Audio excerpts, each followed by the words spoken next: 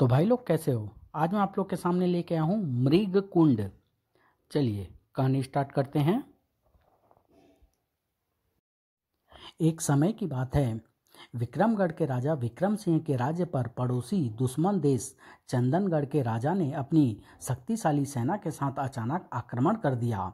विक्रम सिंह की सेना ने भी पूरी बहादुरी एवं हिम्मत से दुश्मन देश चंदनगढ़ की सेना का डटकर मुकाबला किया। उधर जिस समय राजा विक्रम सिंह युद्ध भूमि में अपनी जीत की विजय पताका फहरा रहे थे, रानी सुमंगला प्रसव वेदना से तड़प रही थी।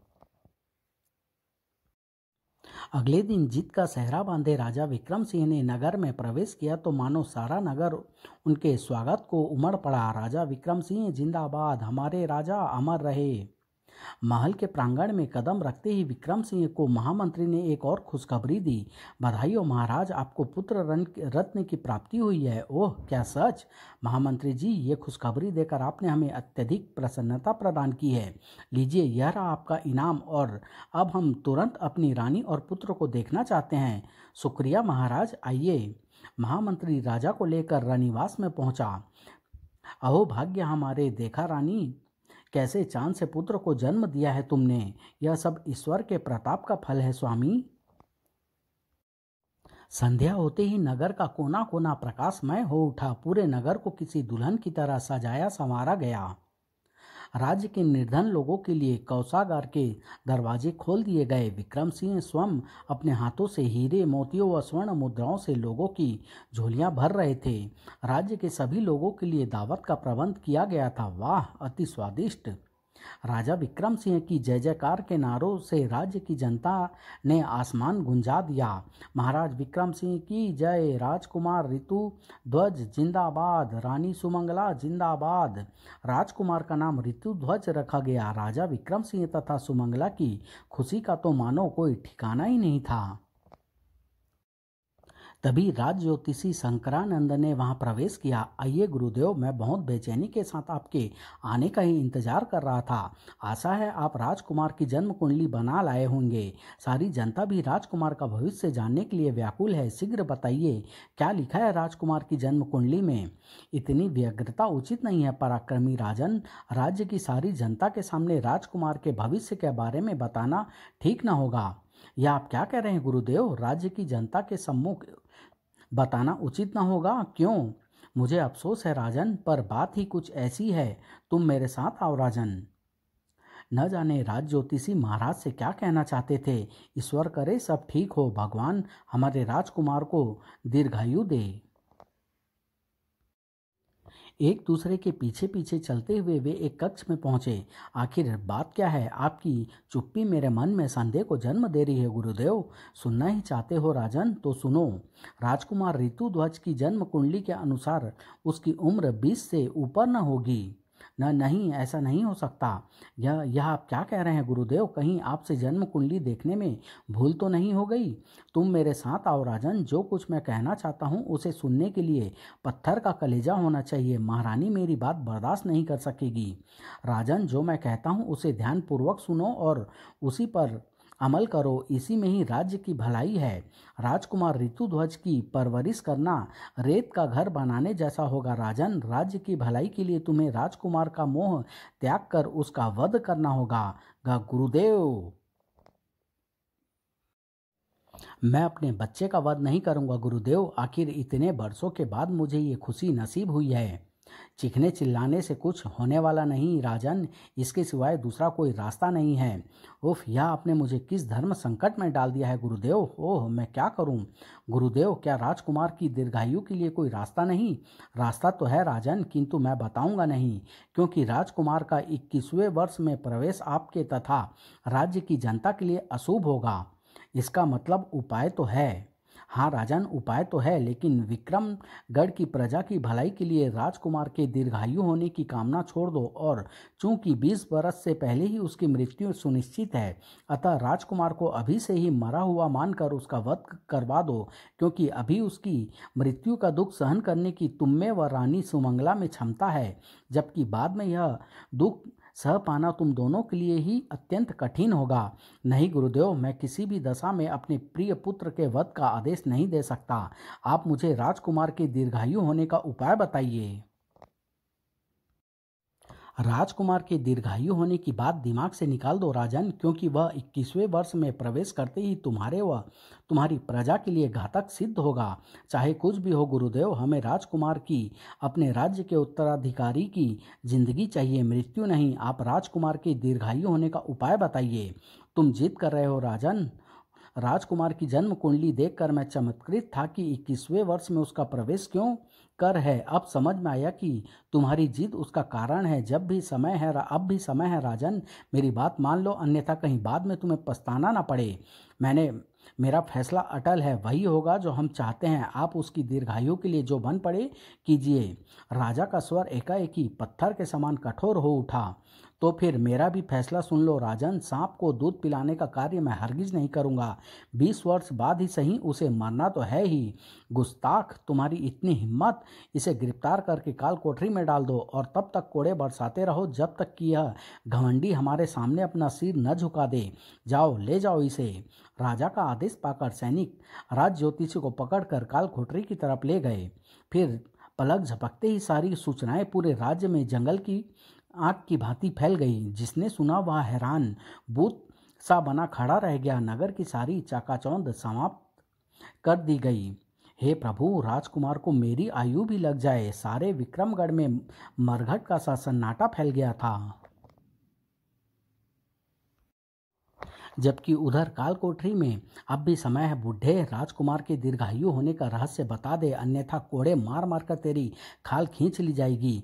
मूर्ख, राज्य की भलाई के लिए मेरे प्राण ही क्यों न चले जाएं, पर मैं मुख तक न खोलूंगा। तेरी यह हिम्मत, तुझे अपने प्राणों का भी मोह नहीं। ले मजा चख। आह।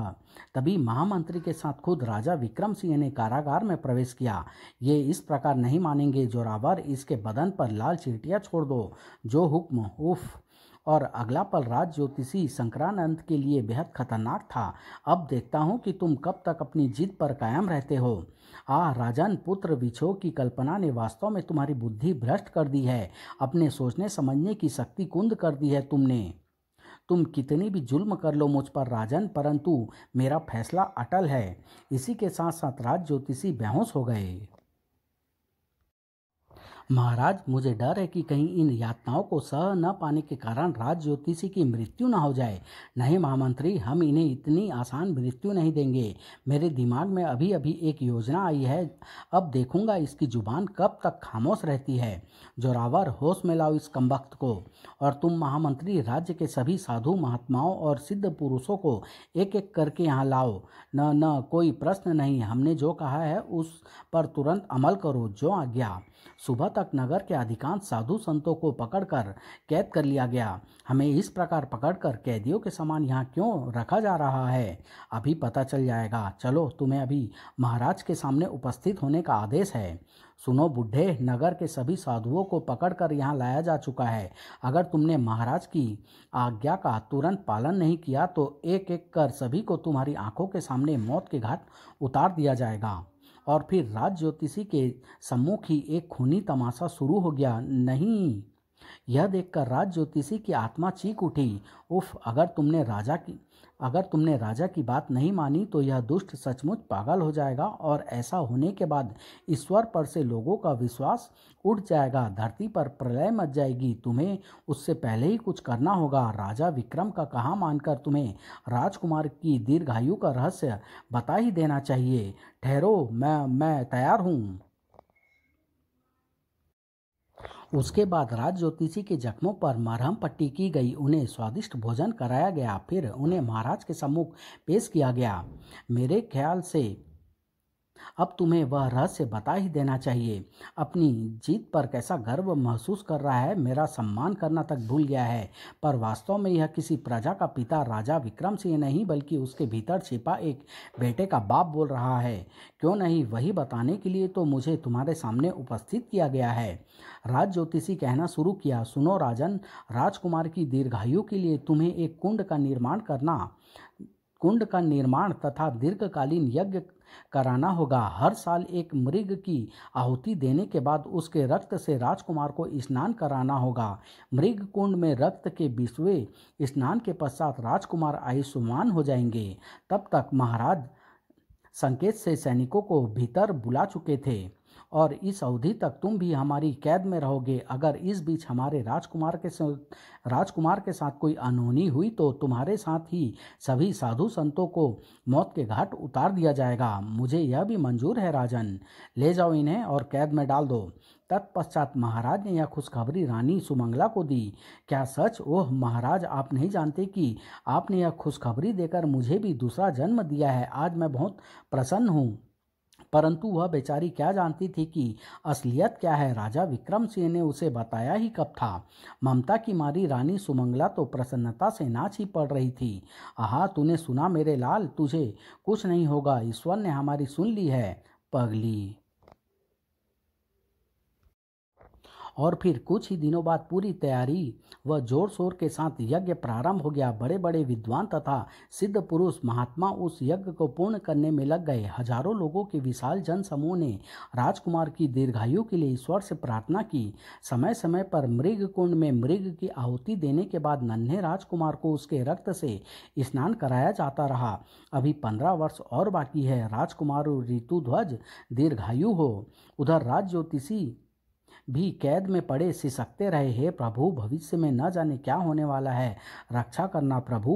और समय मानो पंख लगाकर उड़ता चला गया। 20 वर्ष देखते ही देखते गुजर गए। यह अपने अंतिम चरण पर था। एक दिन, चलो राजकुमार, अंतिम मृग की आहुति देने का वक्त आ गया। महाराज एवं महारानी जी मृग कुंड के पास आपका इंतजार कर रहे हैं। ओह, क्या यह अंतिम आहुति है? जी हाँ राजकुमार, इसके बाद आपके सारे दुख संकट टल जाएंगे। फिर अंतिम स्नान शुरू हुआ। शुक्र है प्रत्येक साल के इस रक्त स्नान से अब छुट्टी मिलेगी। रक्त स्नान के पश्चात अब घबराने की कोई बात नहीं है महाराज। राजकुमार के सिर से संकट के बादल छट गए हैं। कल राजकुमार ऋतुध्वज 21वें वर्ष में कदम रखेंगे। हम इसका जन्मदिन बड़ी धूमधाम के साथ मनाएंगे। उस रात राजा विक्रम सिंह चैन से सो न सके, परंतु अगली सुबह भी जब उन्होंने राजकुमार को ठीक ठाक अपने सामने खड़े पाया तो उनकी खुशी का पारावार न रहा। तभी राजकुमार जिद करने लगे, पिताजी आज आप इनकार नहीं करेंगे। बहुत दिनों से हमारी इच्छा शिकार पर जाने की हो रही है, पर हमें शिकार पर जाने दीजिए। जरूर बेटे, अब कैसा डर। विपत्ति के बादल तो हट चुके हैं। अब तुम्हें शिकार की अनुमति देने में कोई बाधा नजर नहीं आती।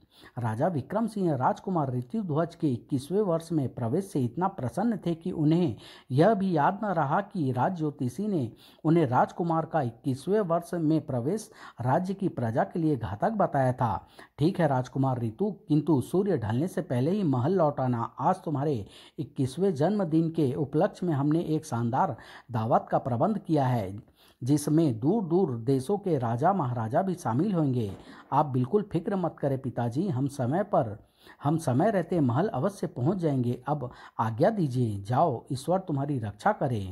राजकुमार ऋतुध्वज अपने अंगरक्षकों के साथ शिकार के लिए जंगल की ओर चल पड़ा। आहा, आज आखिर पिताजी को शिकार की अनुमति देनी ही पड़ी। महाराज ने राजकुमार को जंगल में अधिक दूर न जाने देने के लिए कहा है। सूर्य ढलने से पहले ही हमें वापस महल पहुंचना है। पर तभी, अरे, यह एकाएक मौसम को क्या हुआ? वीर सिंह, तुम लोग रुक क्यों गए? चले आओ हमारे पीछे पीछे। लेकिन राजकुमार जी, मौसम का रुख बदल रहा है, हमें लौट पड़ना चाहिए। कैसी बेहुदा बात कर रहे हो वीर सिंह? खाली हाथ कौन सा मुंह लेकर हम महल लौटेंगे? और कौन सी प्रलय आने वाली है जो हम इतना भयभीत हो? फिर भी राजकुमार जी, महाराज का आदेश है ना। खामोश, हम बिना शिकार किए वापस लौटने वाले नहीं। तुम्हें भय लग रहा हो तो तुम महल वापस लौट सकते हो। अगर आपकी यही इच्छा है तो फिर हम आपके बिना अकेले कैसे जा सकते हैं राजकुमार जी? हटी। राजकुमार ऋतुध्वज को समझाना वीर सिंह की बूते के बाहर की बात थी। इस प्रकार एक बार फिर उन्हें भयानक जंगली सीमा में आगे जाना पड़ा। एकाएक राजकुमार ऋतु प्रसन्नता से चीख उठा, देखो वीर सिंह, कितना प्यारा हिरण है। इसी के रक्त से तो कल तक हम नहाते आए हैं। क्यों ना अब इसकी सुंदर खाल को भी अपने कक्ष की शोभा बढ़ाने के काम में लाया जाए। जैसी आपकी इच्छा राजकुमार। हम अभी इसे पकड़ते हैं, जरा संभल के राजकुमार जी। अगले ही पल ज्यों ही राजकुमार ऋतुध्वज ने तीर कमान से छोड़कर उस हिरण का काम तमाम कर देना चाहा, वैसे ही ओह राजकुमार जी, बिजली की उस भयानक चकाचौंध से घोड़ा घबरा उठा और बार बार अपने पिछले पैरों पर उछलने लगा। परिणाम स्वरूप राजकुमार जी, आप ठीक तो हैं ना? खामोश। ठीक उसी पल बादलों की गरज के साथ वर्षा आरंभ हो गई। यह देख वीर सिंह, जो राजकुमार ऋतु की डांट खाकर पहले ही खिसिया गया था, शीघ्रता के साथ बोला, बरसात शुरू हो गई है, हमें तुरंत लौट पड़ना चाहिए राजकुमार जी। खामोश गुस्ताख, हम लौट जाने के लिए नहीं बल्कि तुम सबकी मृत्यु बनकर यहाँ आए हैं। मूर्ख, मरने के लिए तैयार हो जाओ तुम सब कुत्तों। अचानक ही आश्चर्यजनक परिवर्तन हुआ। यह आप क्या कह रहे हैं राजकुमार जी? हम सब आपके सेवक हैं। सेवक तो तुम मेरे सबसे बड़े दुश्मन राजा विक्रम सिंह के हो। जब तुम में से कोई बचकर अब तुम में से कोई बचकर नहीं जा पाएगा। खतरा सिर पर देखते ही वीर सिंह के दिमाग में बिजली की तरह एक बात कौन थी। न जाने राजकुमार को अचानक ये क्या हो गया है। आत्मरक्षार्थ हमें भी अब तलवारें निकालकर राजकुमार जी का सामना करना होगा। सैनिकों, राजकुमार जी आपे में नहीं है, इनका मुकाबला करो, पर खबरदार उन्हें चोट न लगने पाए। हम समझ गए। लेकिन इससे पहले कि कोई राजकुमार तक पहुंच पाता और फिर अगले ही पल उन्होंने जो दृश्य देखा, उसे देखकर सबके देवता कुछ कर गए। रोंगटे खड़े हो गए उनके, थर थर कांपने लगे वो। भागो, लेकिन बचाओ, हे भगवान। जमीन पर गिरने के साथ ही उन दोनों सैनिकों के चिथड़े उड़ गए। खतरा सिर पर देख बचे सैनिकों के साथ वीर सिंह ने राजकुमार पर प्राणघातक हमला कर दिया। आक्रमण! मगर यह देख वे चकित रह गए कि ये कहानी मैं यहीं समाप्त करता हूँ। इसका अगला भाग बहुत जल्द आप लोग के सामने लेके आऊँगा। धन्यवाद।